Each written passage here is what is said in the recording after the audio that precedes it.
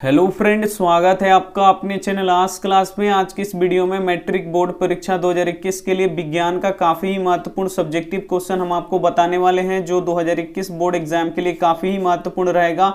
तो एक भी प्रश्न आप स्किप मत कीजिएगा, वीडियो को पूरा शुरू से लेकर अंत तक देखिएगा। चैनल को सब्सक्राइब नहीं किए हैं तो चैनल को सब्सक्राइब भी कर लीजिएगा और बेल आइकन को ऑल पे दबा लीजिएगा, ताकि जब भी हम कोई वीडियो अपलोड करें या लाइव क्लास ले तो सबसे पहले नोटिफिकेशन आप तक पहुंचे। और सब्जेक्टिव क्वेश्चन का क्लास यहाँ पे 12 बजे दिन में होता है, तो 12 बजे दिन में आप हमसे लाइव जुड़ के सभी विषयों की सब्जेक्टिव की तैयारी बहुत ही अच्छी तरीके से कर सकते हैं। तो आइए शुरू करते हैं यहाँ पे पहले नंबर प्रश्न से। और पहला प्रश्न काफी ही महत्वपूर्ण है। पहला प्रश्न है कि एलपीजी क्या है, यह एक अच्छा ईंधन है, कैसे आपको यहाँ पे बताना है। तो सबसे पहले यहाँ पे हम देखेंगे कि एलपीजी क्या है। तो आइए इसका उत्तर देख लेते हैं। यहाँ पे एलपीजी का पूरा नाम लिक्विफाइड पेट्रोलियम गैस है। जो एलपीजी होता है इसका पूरा नाम क्या होता है? लिक्विफाइड पेट्रोलियम गैस होता है। इसे आपको क्या रखना है, याद रखना है। यह एक अनवीकरणीय संसाधन है। जो एलपीजी है यह एक अनवीकरणीय संसाधन है। इसका जो भंडारण है वो सीमित है, वो और ये आने वाले समय में क्या हो जाएगा, खत्म हो जाएगा। इसीलिए जो एलपीजी है ये कैसा है, गैस है, तो ये अनवीकरणीय संसाधन है। एलपीजी ब्यूटेन तथा प्रोपेन का मिश्रण होता है। जो एलपीजी होता है वो क्या होता है, यहाँ पे ब्यूटेन और प्लस किसका, प्रोपेन का, ये क्या होता है, मिश्रण होता है एलपीजी। इसका मुख्य घटक ब्यूटेन होता है। और जो एलपीजी होता है इसका मुख्य घटक यानी सबसे अधिक इसमें क्या पाया जाता है, तो ब्यूटेन पाया जाता है। तो ये आपको यहाँ पे याद रखना है। यह एक गंधहीन गैस है। जो एलपीजी गैस है ये एक गंधहीन गैस है। इसमें कोई भी गंध नहीं होता है। इसमें गंध के लिए इथिल मार्केप्टॉन मिलाया जाता है। यहाँ पे देखिए एलपीजी में गंध के लिए किस गैस का यहाँ पे प्रयोग किया जाता है, किसे मिलाया जाता है यहाँ पे, तो एथिल मार्केप्टॉन को यहाँ पे मिलाया जाता है एलपीजी में गंध के लिए। इसका उपयोग हम ईंधन के रूप में करते हैं। तो यहाँ पे हम लोग जान गए कि एलपीजी क्या है। तो एलपीजी का पूरा नाम क्या है, यहाँ पे लिक्विफाइड पेट्रोलियम गैस है और ये एक अनवीकरणीय संसाधन है। और एलपीजी होता है जो ब्यूटेन और प्रोपेन का मिश्रण होता है। इसका मुख्य घटक ब्यूटेन होता है और यह एक गंधहीन गैस होता है। इसमें गंध के लिए हम किसका उपयोग करते हैं, एथिल मार्केप्टॉन का इसमें प्रयोग करते हैं गंध के लिए। और इसका उपयोग किसमें करते हैं, तो हम ईंधन के रूप में करते हैं। तो ये एलपीजी क्या है आपको काफी अच्छी तरीके से समझ में आ गया होगा। तो आइए इसका गुण देख लेते हैं यहाँ पे। तो एलपीजी का गुण यहाँ पे पहला देख लीजिए, एलपीजी गैस का ऊष्मीय मान अधिक होता है। जो एलपीजी गैस होता है उसका यहाँ पे ऊष्मीय मान जो होता है वो बहुत ही अधिक होता है। दूसरा यहाँ पे गुण देख लीजिए, यह धुआं रहित गैस है। इसे जलाने पे कोई प्रकार का धुआं इसमें से नहीं निकलता है। तीसरा देख लीजिए, यहाँ पे एलपीजी को जलाने पर कोई विषैला पदार्थ नहीं निकलता है। जब हम एलपीजी को यहाँ पे जलाते हैं तो कोई भी विषैला पदार्थ उसमें से नहीं निकलता है। चौथा देख लीजिए, एलपीजी सस्ता होता है। जो लिक्विफाइड पेट्रोलियम गैस है वो क्या होता है, सस्ता होता है। इसीलिए यहाँ पे देखिए लिखा है, इसीलिए एलपीजी एक अच्छा ईंधन है। तो यहाँ पे प्रश्न था कि एलपीजी क्या है, तो एलपीजी क्या है आपको अच्छी तरीके से बताया गया। और इसमें पूछा है कि यह एक अच्छा ईंधन है, कैसे, तो इसके जो गुण है वो काफी अच्छे हैं। इसीलिए जो एलपीजी यहाँ पे गैस है वो एक अच्छा ईंधन है। तो उम्मीद करते हैं ये प्रश्न आपको काफी अच्छी तरीके से समझ में आया होगा। तो समझ में आया है तो वीडियो को प्लीज आप लोग लाइक कर दीजिए। लाइक करते हैं तो मोटिवेशन मिलता है। चैनल को सब्सक्राइब नहीं किए हैं तो चैनल को सब्सक्राइब भी कर लीजिए। आइए देखते हैं यहाँ पे अगला प्रश्न। अगला प्रश्न यहाँ पे देखिए, दूसरा प्रश्न है कि धातुओं के भौतिक गुण तथा रासायनिक गुण का उल्लेख करें। जो धातु के भौतिक गुण होते हैं और रासायनिक गुण होते हैं उनका क्या करना है, यहाँ पे आपको उल्लेख करना है, यानी उनके बारे में आपको क्या करना है, बताना है। तो आइए हम एक एक करके देखते हैं। सबसे पहले यहाँ पे भौतिक गुण देखेंगे, उसके बाद यहाँ पे रासायनिक गुण देखेंगे। तो यहाँ पे देखिए उत्तर में क्या लिखा है, धातुओं के भौतिक गुण तथा रासायनिक गुण निम्नलिखित है। और पहले हम लोग देखेंगे धातुओं के भौतिक गुण, यानी धातुओं के कौन कौन से भौतिक गुण होते हैं, इसको नंबर वाइज देखेंगे। तो पहला गुण देख लीजिए, धातुओं के बहत्तम कक्षा में 1, 2 या 3 इलेक्ट्रॉन रहते हैं। जो धातु होते हैं उसके जो सबसे बाहरी कक्षा होता है उसमें 1 या 2 या 3 इलेक्ट्रॉन ही रहते हैं, इससे ज्यादा इलेक्ट्रॉन नहीं रहते हैं। तो ये हो गया यहाँ पे पहला गुण। दूसरा देख लीजिए, यहाँ पे धातुएं विद्युत धनात्मक होती है। जो धातुएं होती हैं वो क्या होती है, यहाँ पे विद्युत धनात्मक होती है, यानी इससे करंट क्या होगा, प्रवाहित होगा। 3 नंबर देख लीजिए, यहाँ पे धातुएं आघातवर्धनीय होती हैं। इसे पीटकर कागज से भी पतला चादर बनाया जा सकता है। यहाँ पे जो धातुएं होती हैं वो आघातवर्धनीय होती हैं। आघातवर्धनीय का मतलब क्या होता है कि उसे पीट कर पतले चादर में परिवर्तित किया जा सकता है और कागज से भी पतला चादर में परिवर्तित कर दिया जाएगा, यहाँ पे कर दिया जा सकता है धातु को। चौथा देख लीजिए, यहाँ पे धातुएं तन्य होती हैं, इसे खींचकर पतले तार में परिवर्तित किया जा सकता है। जो धातुएं होती हैं वो तन्य होती हैं और इसे खींचकर पतले तार में परिवर्तित किया जा सकता है। और जो यहाँ पे जो सोना होता है उसके 1 ग्राम, यहाँ पे 1 ग्राम सोना में लगभग यहाँ पे 2 किलोमीटर यहाँ पे पतला तार बनाया जा सकता है। तो उम्मीद कर सकते हैं कि ये सोना कितना तन्य होता है। तो ये आपको याद रखना है कि सोना सबसे अधिक आघातवर्ध्य भी होता है और तन्य भी होता है।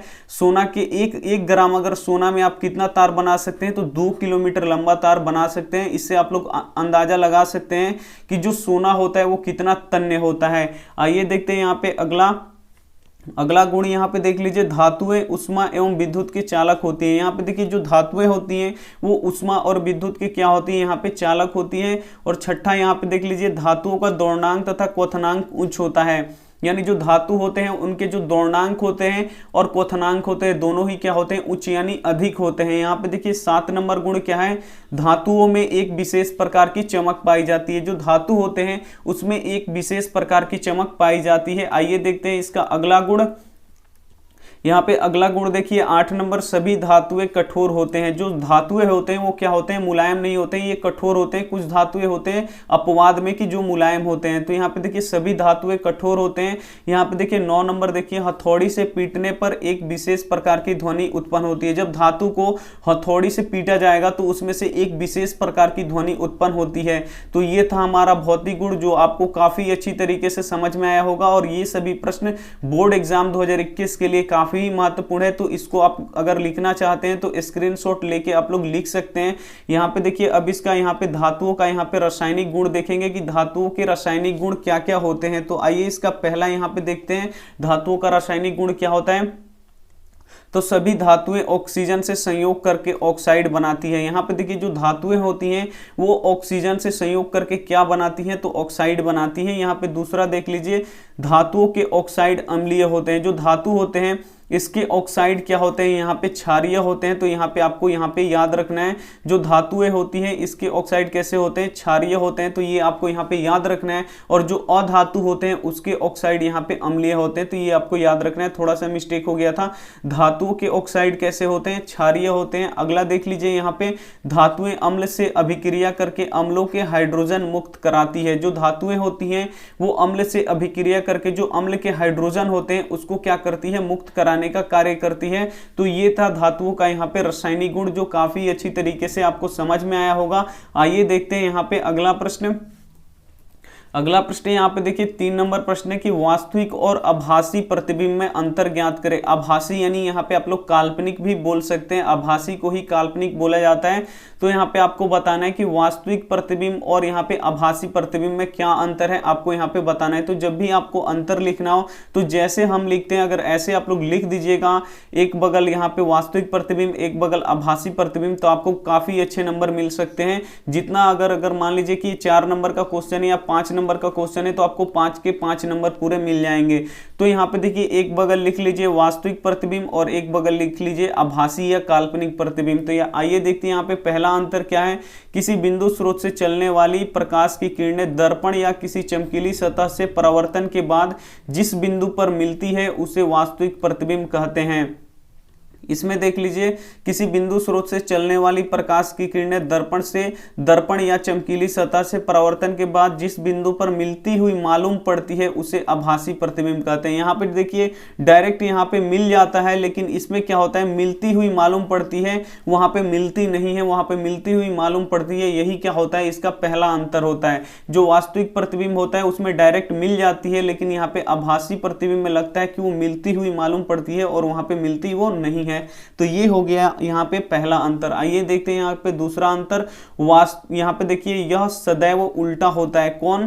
तो यहाँ पे जो वास्तविक प्रतिबिंब होता है वो सदैव हमेशा कैसा होता है, उल्टा होता है। और यहाँ पे देख लीजिए दूसरा, यह सदैव सीधा होता है। कौन सीधा होता है? जो आभासी प्रतिबिंब होता है वो सदैव कैसा होता है, यहाँ पे सीधा होता है। तीसरा देख लीजिए, इसे पर्दे पर उतारा जा सकता है। जो वास्तविक प्रतिबिंब होता है इसे पर्दे पे हम आसानी से उतार सकते हैं, लेकिन जो यहाँ पे आभासी प्रतिबिंब है इसे पर्दे पर नहीं उतारा जा सकता है। जो वास्तविक प्रतिबिंब है उसे पर्दे पे उतारा जा सकता है और जो आभासी प्रतिबिंब है उसे पर्दे पे नहीं उतारा जा सकता। ये देख लेते हैं यहाँ पे चौथा अंतर, यह किरणों के वास्तविक रूप से काटने पर बनता है।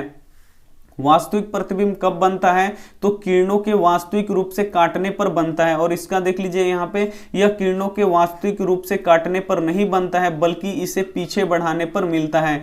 यानी ये किरणों के वास्तविक रूप से काटने पर नहीं बनेगा, लेकिन जब उन किरणों को पीछे बढ़ाएंगे तो वहां पे पीछे पे कट करेगा और वहां पे प्रतिबिंब बनेगा।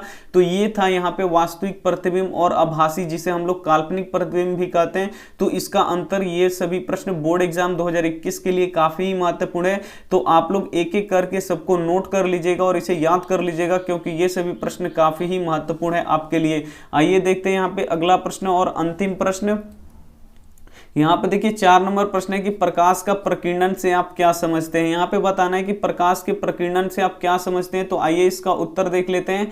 प्रकाश जब किसी माध्यम से गुजरता है तो उसमें उपस्थित धूल कण या अन्य पदार्थ से टकराकर प्रकाश सभी दिशाओं में फैल जाता है, तो इसी घटना को प्रकाश का प्रकीर्णन कहते हैं। यहाँ पे देखिए, जब प्रकाश की किरणें किसी माध्यम से गुजरता है तो उसमें उपस्थित धूल कण होते हैं या अन्य पदार्थ से क्या होता है, जब प्रकाश टकरा कर सभी दिशाओं में फैल जाता है, तो इसी घटना को हम लोग क्या बोलते हैं, प्रकाश के प्रकीर्णन बोलते हैं। यानी यहाँ पे धूल कण, इधर से प्रकाश आ रहा है, इधर टकरा के लौट जा रहा है, इधर फिर प्रकाश आ रहा है, इधर लौट गया, इधर लौट गया, इधर लौट गया, यानी सभी दिशाओं में क्या होता है, कण से टकराकर प्रकाश चारों दिशाओं में फैल जाती है। इसे ही क्या बोला जाता है, यहाँ पे प्रकाश का प्रकीर्णन बोला जाता है। यहाँ पे देखिए आगे क्या है, सूर्य के प्रकाश के प्रकीर्णन के कारण ही आकाश का रंग नीला दिखाई देता है।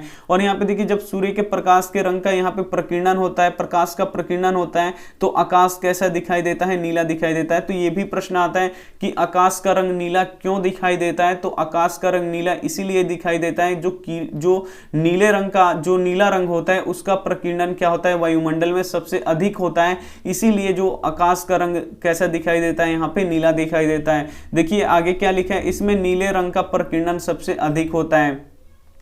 जो सूर्य का प्रकाश होता है उसमें नीले रंग का प्रकीर्णन सबसे अधिक होता है, और जब नीले रंग का प्रकीर्णन सभी रंगों से सबसे अधिक होगा तो जो आकाश होगा वो कैसा दिखाई देगा, हमको नीला दिखाई देगा। तो उम्मीद करते हैं काफी अच्छी तरीके से आपको समझ में आया होगा। तो समझ में आया तो प्लीज करके आप लोग वीडियो को लाइक कर दीजिए, अपने दोस्तों के पास, अपने भाई बहनों के पास, जो भी यहाँ पे 10वीं की तैयारी करते हैं उनके पास ये वीडियो जरूर शेयर कीजिएगा। चैनल को अभी तक आप सब्सक्राइब नहीं किए हैं तो प्लीज चैनल को भी सब्सक्राइब कर लीजिएगा, क्योंकि यहाँ पे 10वीं की तैयारी बहुत ही अच्छी तरीके से कराई जाती है। और यहाँ पे सब्सक्राइब करते ही एक बेल आइकन आता है, उसको आप लोग ऑल पे दबा लीजिए। जब आप ऑल पे दबाइएगा तब भी, जब भी हम लाइव क्लास लेंगे तब भी आपके पास नोटिफिकेशन पहुंचेगा, अन्यथा नहीं पहुंच पाएगा। तो इसीलिए ऑल पे दबाना काफी जरूरी होता है। Thank you for watching. मिलते हैं अगले वीडियो में, तब तक अपना ध्यान रखिए, मन लगा के पढ़ाई कीजिए। मिलते हैं शाम 6 बजे मैथ के मॉडल पेपर सेट के साथ। तो आपको मन लगा के पढ़ाई करना है। थैंक यू फॉर वॉचिंग, मिलते हैं अगले वीडियो में, बाय।